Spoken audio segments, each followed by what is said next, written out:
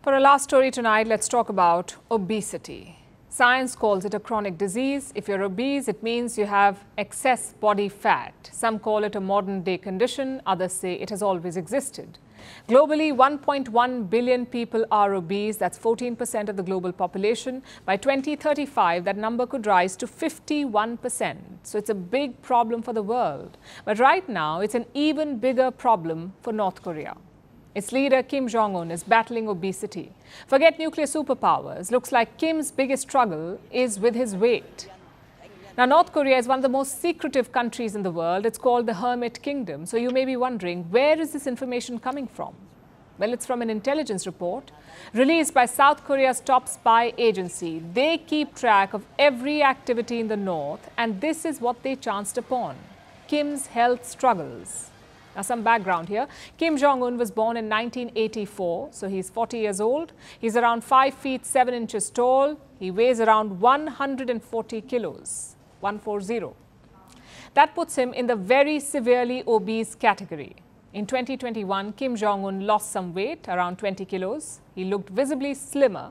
His face appeared thinner, and this broke hearts across North Korea. People were worried about their leader. They thought he was ill, that he was suffering from some disease. Some even cried at the sight of him.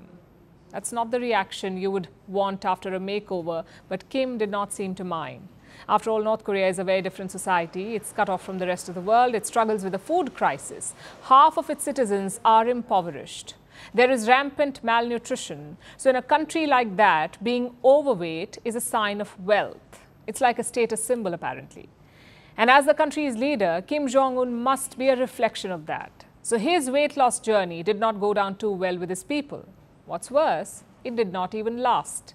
Kim gained all his weight back. On top of that, he smokes every day. He's a heavy drinker. He's often under stress. And all of that is now leading to health problems. He apparently has high blood pressure. He's suffering from diabetes, and if this continues, there could be heart problems too. Now, this is a national crisis for Pyongyang. It's also hereditary. Meet Kim Il-sung, the founder of North Korea and the grandfather of the current leader, Kim Jong Un. In 1994, the senior Kim collapsed after a heart attack. All efforts to revive him failed. So his son took the reins of power. That's Kim Jong-il, the current leader's father. In 2011, he too died of a suspected heart attack. So the Kim family has a history of heart diseases, and it has not ended well for them. Officials fear that the latest Kim in power could meet the same fate. So they're scrambling to find new drugs, to procure medicines from abroad. But what if none of it works? What would it mean for the kingdom? That's what North Korea is, where power is transferred from father to son. Kim Jong-un is the third leader from the Kim dynasty. He's still relatively young. He's 40.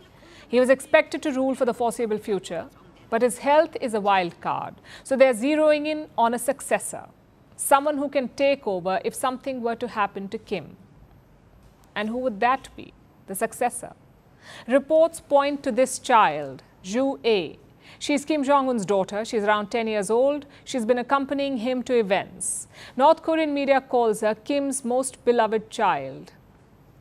And he is said to have other children, but not much is known about them. So right now, Ju-ae is the favorite. She's being groomed to take over, but she's still very young. Imagine a child ruling the kingdom that has been firing missiles and challenging world powers. Sounds absurd. But that's North Korea for you. Nothing is too outlandish for them.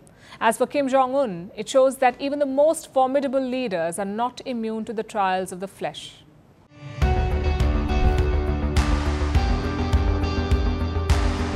Across continents, one powerful news source.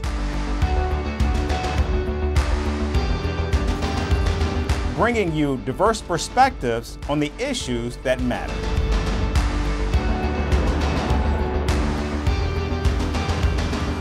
We go beyond the boundaries to give you that little extra about every sporting moment.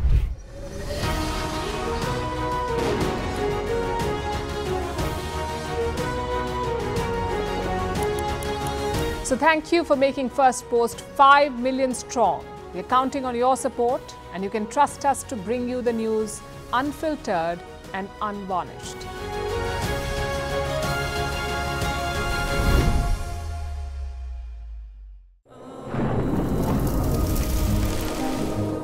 Climate change is on our doorstep. It's time for a revolution to take root. And it starts with 1.4 billion Indians. It starts with one tree for humanity, one tree for Mother Earth, one tree for our future. Project One Tree, a News 18 network initiative.